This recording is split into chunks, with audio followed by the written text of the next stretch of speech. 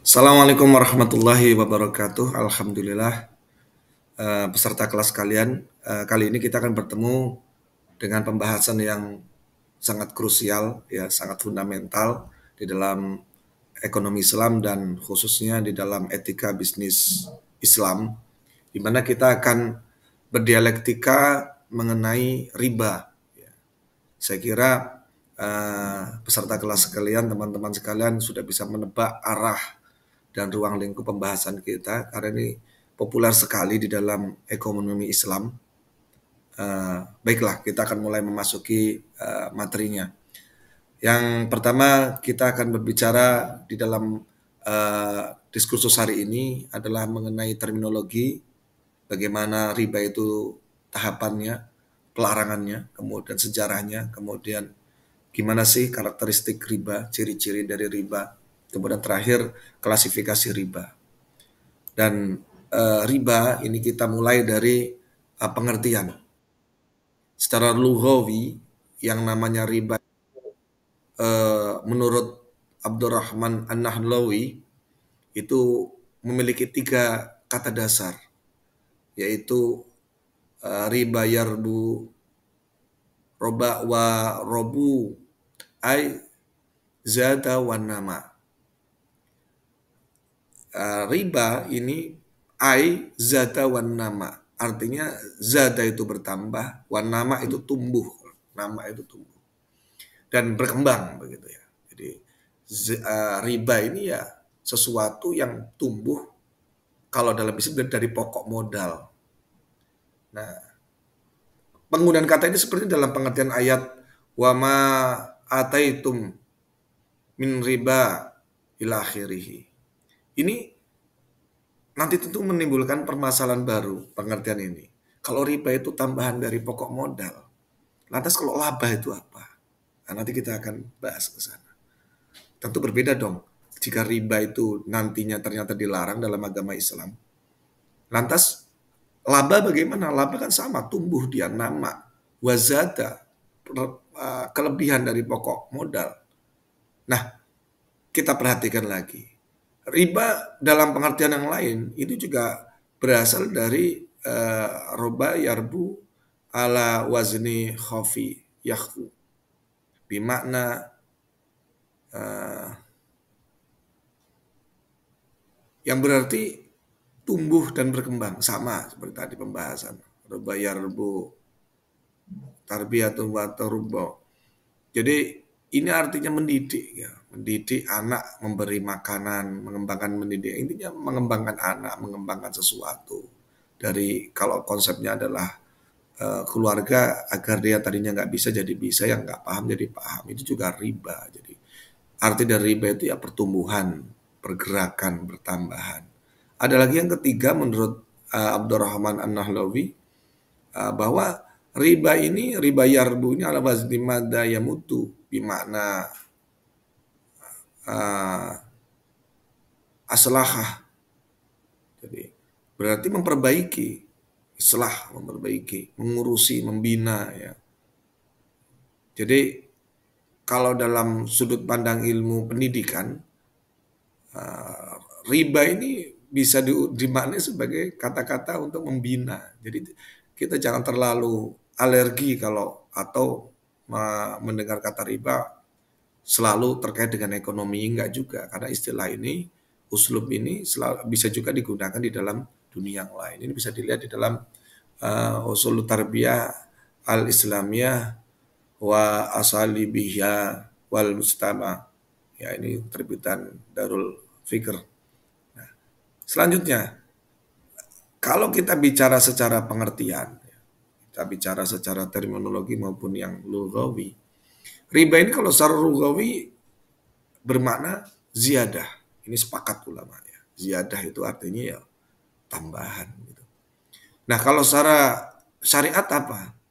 Muqabalatu iwadin bi akhara majhulit tamatsuli fi mi'yari syar'i.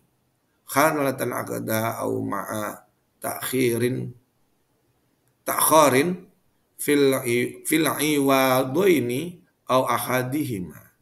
Jadi yang namanya disebut riba itu ketika sesuatu itu tidak adanya iwad atau sesuatu yang lain yang tidak diketahui, ada pertukaran yang tidak diketahui ada oleh salah satu pihak begitu ya.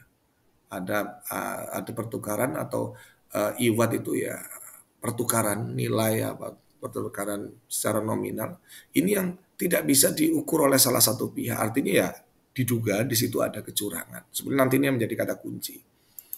Nah selanjutnya bagaimana terminologi riba tadi itu kalau kita turunkan riba ziyadah bertambah yaitu meminta tambahan dari sesuatu yang dihutangkan. Nah, jadi sumbernya riba ada yang katakan itu hutang kalau dia bimana ziyadah. Kalau bimana nama dia berkembang atau berbunga yaitu membungakan harta uang atau yang lainnya yang dipinjamkan kepada orang lain. Yang ketiga berlebih atau menggelembung itu pengertian sekali lagi ya.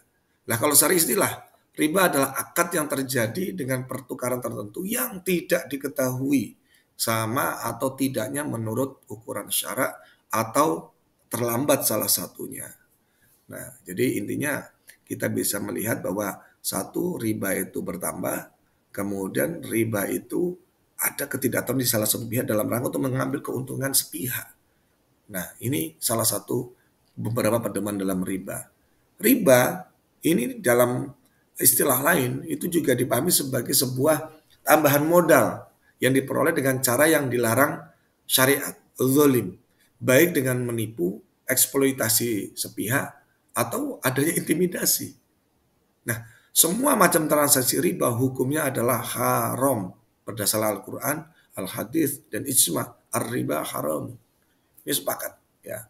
Nah, yang harus kita pahami lagi adalah bahwa riba sebagai sesuatu yang haram ini tidak langsung haram gitu dulu di masyarakat awal Islam, tapi bertahap. Pertama, bahwa riba itu di surat Ar-Rum ayat 39 ditetapkan oleh Allah sebagai sebuah perilaku yang tidak baik, ya. Dan sesuatu riba atau tambahan yang kamu berikan agar dia bertambah pada harta manusia, maka riba itu tidak menambah pada sisi Allah. Dan apa yang kamu berikan berupa zakat yang kamu maksudkan untuk mencapai keridhaan Allah, maka yang berbuat demikian itulah orang-orang yang melipat gandakan pahalanya. Setelah mengkategorikan riba sebagai sebuah perbuatan yang tidak baik, Allah kemudian mulai ke tahapan berikutnya itu mengecam riba. Di surat An-Nisa ya. Jadi dituduh kepada orang Yahudi pada waktu itu, pada zaman Rasulullah, mereka itu kerap memakan makanan yang apa namanya, mereka mengharamkan makanan yang dihalalkan dan menghalangi manusia menuju kepada Allah, dan mereka bisa melakukan itu tadi, menghalalkan yang haram atau mengharamkan yang halal itu karena mereka jiwanya terlalu banyak diasupi makanan bersumber dari perilaku riba. Nah, setelah penetapan riba sebagai perilaku tidak baik, kemudian Allah mengecam riba. Tahapan berikutnya adalah Allah melarang salah satu perilaku riba di surat Ali Imran ayat 130. Wahai orang yang beriman, janganlah kamu makan riba dengan berlipat ganda dan bertakwalah kamu kepada Allah supaya kamu mendapatkan keuntungan. Nah, ini ada beberapa kata kunci yaitu adafan mudha'afan itu. Ya ayyuhalladzina amanu di surat la taqulu amwalakum bil batil, atau dalam kata lain adalah jadi la taqulu amwalakum bainakum bil batil, atau ada kata lain dia mengatakan wala taqulu riba adafan mudha'afan. Jadi ciri-ciri riba adalah berlipat ganda. Tadi setelah zalim berlipat ganda. Lah kalau laba enggak, dia berlipat ganda tapi secara adil, secara sah. Dia artinya adalah laba. Jadi berlipat ganda tapi dengan cara yang sesuai syariat, dengan cara akad, keridhaan antar rodin. Kalau riba dia berlipat ganda tapi dengan cara yang culas, cara yang zalim, ya. Nah, terakhir setelah Allah melarang perilaku riba, Allah melarang total segala perilaku riba, ya, di surat Al-Baqarah, ya. Jadi wahai orang beriman, bertakwalah kepada Allah dan tinggalkanlah sisa riba yang belum kamu pungut. Nah, ini beberapa tahapan riba. Nah, sejarah riba Sebenarnya riba itu ada yang mulai sejak manusia ini saling bertransaksi ya. Perilaku-perilaku ingin mengambil keuntungan sepihak dengan merugikan orang lain. Nah, ini sudah lama sejak awal manusia itu ada. Namun demikian para akademisi itu mencatat bahwa eh, dahulu orang Yahudi mengharapkan riba sesama mereka. Jadi sama Yahudi itu nggak boleh ngambil riba, tetapi tidak untuk di luar bangsa mereka. Nah, ini yang mendorong umat Yahudi kemudian memakan riba atau memperlakukan proses riba. Jadi riba itu adalah sebuah metode ya, bukan produk. Dia metode. Segala sesuatu yang mengambil keuntungan berlipat ganda, melipat gandakan keuntungan dengan cara yang zolim, ya afan afan dengan cara apa namanya berlipat-lipat ganda dengan zolim. Ini apa dilakukan oleh orang-orang Yahudi itu sudah sejak lama begitu, sudah sejak lama. Ya sebenarnya selain bangsa Yahudi juga bangsa lainnya juga ada, tetapi yang untuk contoh adalah bangsa Yahudi di dalam Quran. Nah, praktek ini sudah ditetapkan praktek yang batil. Jadi riba itu lebih ke praktek, bukan nama produk. Jadi produk riba itu tidak ada, yang ada di prosesnya. Jadi apapun bisa bisa terkontaminasi riba. Jadi kita orang-orang Yahudi itu sambil apa namanya, mereka itu memakan harta secara batil dan itu lalu sudah dilarang di Taurat, di Zabur itu sudah dilarang. Nah, ini beberapa catatan kesejarahan ya kan. Kemudian Rasulullah itu Rasulullah itu ini apa namanya? Rasulullah ini muncul diutus, kemudian eh, larangan-larangan dari beliau terkait dengan riba itu muncul dari misalnya hadis riwayat Imam Ibnu Abu Hatim ya kan, kemudian Imam Baihaqi, Imam Bukhari ya, jadi apa namanya ini terkait dengan larangan-larangannya begitu.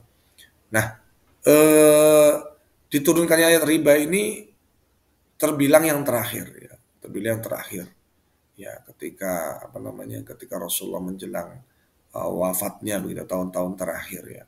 Nah, ini haram semua jenis riba, semua transaksi yang berbau riba itu haram. Nah, yang bab riba ini termasuk bab yang paling sulit, bukan sulit sebetulnya sih ya, butuh pemikiran yang lebih lanjut, yang terperinci begitu ya. Tidak bisa kita menghukumi secara kata-katanya. Jadi setiap transaksi itu harus by transaksi. Karena bisa jadi transaksinya sama, atau yang satu ada riba, yang satu enggak. Sekali lagi riba itu adalah penyakit di dalam akad, penyakit di dalam ekonomi. Jadi harus memang hati-hati, harus memang teliti. Nah, next, macam-macam riba itu ada beberapa. Ada riba yang sebabnya hutang piutang, ada riba yang sebabnya jual beli atau bisnis ya.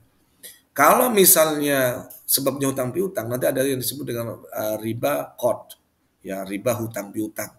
Misalnya si A minjem ke B ya kan, minjam 1 juta, suruh mengembalikannya 1,5 juta, tapi dikembalikannya 900 ribu. Ya 100 ribu kemana yang diberikan? Biaya administrasi begitu. Kemudian kalau nggak itu misalnya dia akan diintimidasi seperti kalau contoh itu ya kalau hutang piutang kalau di pasar bank bank plecit gitu ya. Nah, itu contoh nyata begitu. Kemudian ada riba jahiliyah ya. Ya karena hutang piutang kebodohan masyarakat pada waktu itu. Jadi riba jahiliyah ini dia itu mengambil manfaat dari ini, mengambil manfaat dari hutang piutang. Jadi misalnya kamu kok minjemi temenmu si A minjemi si B, setelah dipinjemi uangnya si A ini kemudian si B ini kan hutang budi nih. Dia memanfaatkan hutang budi pinjaman ini dengan minjem motor secara gratis, dengan minta ini itu atas nama lu kamu sudah saya utangi, gak usah ini, gak usah sok-sokan begitu ya. Sini motormu saya pakai, sini misalnya saya ini pakai dan sebagainya. Nah, ini yang apa namanya? Ini yang harus kalian pahami bahwa ini bisa muncul dari hutang piutang. Riba muncul dari sebab hutang piutang, turunannya ada qard dan jahiliyah. Yang kedua, yang ketiga, riba itu muncul karena adanya jual beli. Ya, proses jual beli ada riba fadl. Riba fadl itu gini loh. Jadi orang misalnya jualan padi ya, jualan padi. Yang ujungnya yang bagian biasa diperiksa di atas itu kering, bawahnya kering, pinggir-pinggir itu kering, tengahnya ini basah. Ya. Dijual dengan harga yang kering tadi.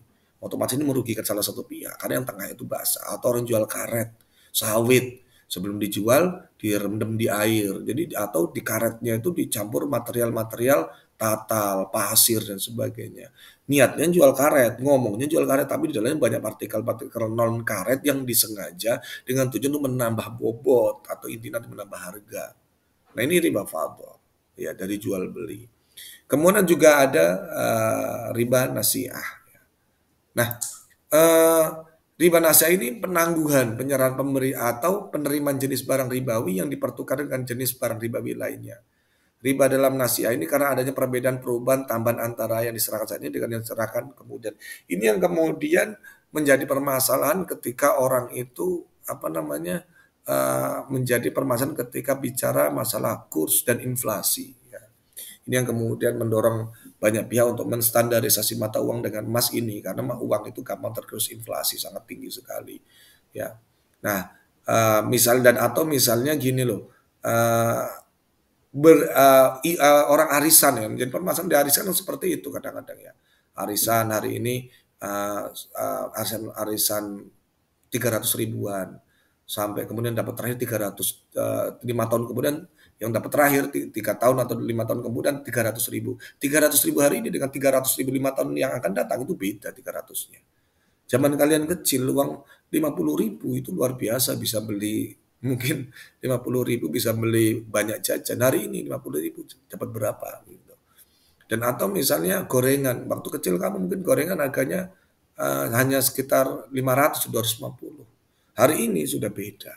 Gitu. Ada bahkan 3.000, 1.500 satu gorengan gitu ya. Mendoan misalnya begitu. Ini karena proses pergeseran harga karena ketersediaan dan kelebihan sebuah produk sehingga menyebabkan harga itu bergeser di setiap tahunnya. Nah, ada 6 komoditi yang sangat riskan untuk menimbulkan riba. Dari Abu Sa'id Al-Khudri radhiyallahu anhu disebut bahwa Rasulullah itu pernah bersabda, emas itu harus dengan emas. Ini ada emas ya, produk yang sangat rawan riba. Perak ya, perak, kemudian bur ya. Syair itu ya ini palawija, kurma, garam. Nah, ini terkait dengan apa? Dengan timbangannya ya, dengan ukuran volumenya, diserah terimakan ya. Kemudian ini sangat rawan sekali barang-barang yang seperti ini, terutama barang pokok dan barang mulia ya. Nah, menurut jumhur ulama, barang-barang tersebut tadi itu dikiaskan dengan 6 barang di atas. Jadi kalau ingin melihat riba, proses-prosesnya itu diukur dari ini seperti di atas tadi itu ada palawija, ada perak, ada kemudian garam dan sebagainya. Ini sembako sebetulnya ya. Barang logam mulia dan sembako itu menjadi biasanya dipermainkan oleh para pedagang untuk mempraktekkan riba. Nah, kenapa riba bisa terjadi? Satu karena tidak jelas nilainya, ya. Jadi tidak jelas nilainya, tidak sama ukurannya atau timbangannya, ya. Kemudian tidak tunai, yang menyebabkan riba ini ya hutang piutang itu, ya. Misalnya kalau di tengkulak, di karet itu ya orang kamu dihutangi, tapi kamu wajib jualnya ke saya karetnya, kamu petani, ya. Kalau saya tengkulak nih, kamu wajib jual ke saya dengan harga saya, karena kamu sudah saya utangi gitu. Nanti jual ke saya per kilonya itu manut saya, terserah saya gitu, saya enak-enak saya gitu. Kamu karena sudah terikat hutang wajib ke saya, kalau tidak ya nanti kena penalti. Nah ini menimbulkan masyarakat serius di tengah-tengah masyarakat ya, dan menyulitkan tentu ya. Dampak riba apa sih? Yang jelas menimbulkan permusuhan ya, baik antar individu maupun antar perusahaan ya. Kemudian mengurangi kerjasama, merasa udah dibohongi, dikerjai kan, jadi orang malas gitu ya. Kemudian kurangnya saling menolong atau tolong menolong. Yang pernah merasa dikerjai dalam bisnis ya orang malas saling menolong. Dia pernah ngerjai saya dengan secara harga. Kemudian apalagi menimbulkan mental pemboros dan pemalas. Ya, kalau cuma sekedar membuat orang hutang budi dengan cara kita hutangi, kemudian kita memanfaatkan hutang budi mereka dengan mengeksploitasi kan, jadi malas-malesan kita. Ya seorang yang pelaku riba itu malas-malesan, kerja cuma ngutangin uang, nyari untung gitu ya, nyari bunga, menebar bunga dan sebagainya. Nah, riba ini merupakan salah satu bentuk kolonialisasi ekonomi ya, masalah.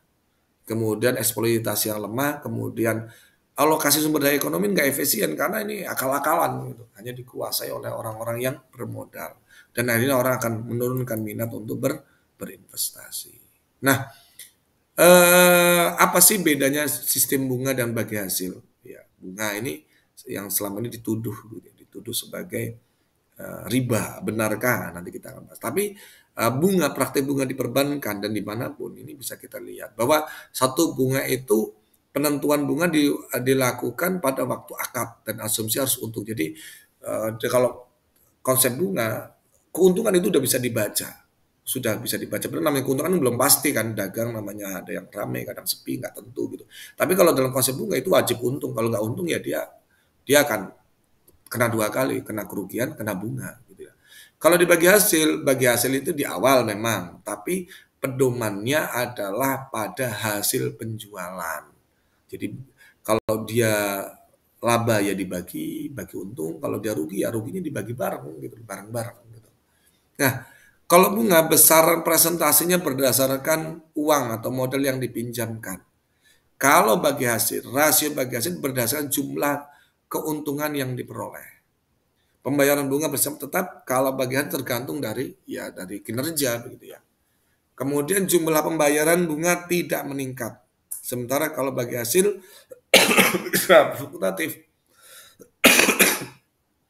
fluktuatif sesuai dengan tingkat keuntungan. Nah, eksistensi bunga ini diragukan ya. Artinya ya kadang-kadang ya akal-akalan di dalam sistem itu luar biasa gitu. Nah, selanjutnya kita lihat apa sih bunga gitu ya. Nah, bunga ini adalah apabila secara definisi dikatakan sebagai tambahan yang kenakan transaksi pinjaman uang yang diperhitungkan dari pokok pinjaman tanpa mempertimbangkan manfaat hasil pokok tersebut berdasarkan tempo waktu dan diperhitungkan secara pasti di muka berdasarkan persentase yang ditentukan oleh pihak yang memberikan pinjam. Ini bunga itu ya kamu minjam ke saya misalnya, saya nggak mau tahu uang itu mau untuk nikah, untuk usaha, saya nggak mau tahu. Yang penting kamu kembalikan pokoknya dan berikut menguntungkan tidak menguntungkan ya terserah kamu gitu loh. Nah, ini harus kamu cermati ya. Nah, sementara bunga itu sendiri kalau menurut uh, beberapa ormas, kalau MUI mutlak haram, bunga dalam bentuk apapun. Muhammadiyah mutlak haram. Ya. Kalau NU itu ada tiga, ya hukumnya berdasarkan Muktamar NU kedua di Surabaya. Ya, hukumnya ada tiga. Pertama haram, bunga bank ini ya, hukumnya bunga bank. Haram kalau ternyata tidak ada bank syariah pada waktu itu. Kalau tidak ada bank syariah. Yang kedua boleh, yang ketiga ada subhat. Nah, keputusan boleh ini ya karena tadi itu belum ada bank syariah di Indonesia. Loh kalau sekarang sudah ada bagaimana? Kalau sudah ada, kita lihat apakah bank syariah hari ini di sisi pembiayaan, misalnya di bank syariah Indonesia, bank BNI Syariah, BCA Syariah, di sisi pembiayaannya itu menyalurkan masalah ke masyarakat, ada nggak hutang piutang? Ada nggak hutang piutang? Kalau ternyata bank syariah nggak menyediakan hutang piutang, masyarakat Islam, umat Islam ketika mau melahirkan, anaknya mau belajar kuliah, kemudian untuk menikah misalnya walimah dan sebagainya, atau kebutuhan-kebutuhan yang lainnya, mau kemana kalau bukan bank syariah? Ternyata hari ini bank syariah kan nggak pernah ada, tidak pernah menyediakan sisi pembiayaan yang sifatnya hutang. Mereka hanya investasi. Ya, artinya walaupun ada bank syariah hari ini, pinjam-meminjam itu nggak pernah ada di bank syariah. Ya hanya ada investasi. Lantas kemana umat Islam? Nah ini menjadi masalah. Sangat masalah sekali. Ya. Karena ini kemudian memunculkan kerancuan, kebingungan di tengah-tengah umat. Nah, ada 5 sistem bunga yang digunakan untuk atas suatu pinjaman. Yang pertama adalah sistem sliding rate, ya nanti bisa kalian pelajari. Sistem flat rate, ya. Kemudian ada lagi sistem floating rate. Ini sudah saya upload, nantinya bisa dipelajari. Sistem add-on, ini dengan sistem discount rate nanti bisa kalian baca dengan seksama dan harapan saya kalian hafalkan ya karena ini penting. Dan putusan boleh bunga bank selama bank syariah belum menyediakan simpan pinjam ini juga dianut oleh MUI-nya Mesir. Di Mesir bunga bank itu menurut ulama Al-Azhar ini boleh, yaitu oleh Majma' Fiqh Al-Islami dan Majma' Fiqh Rabita Al-Alami Al-Islami.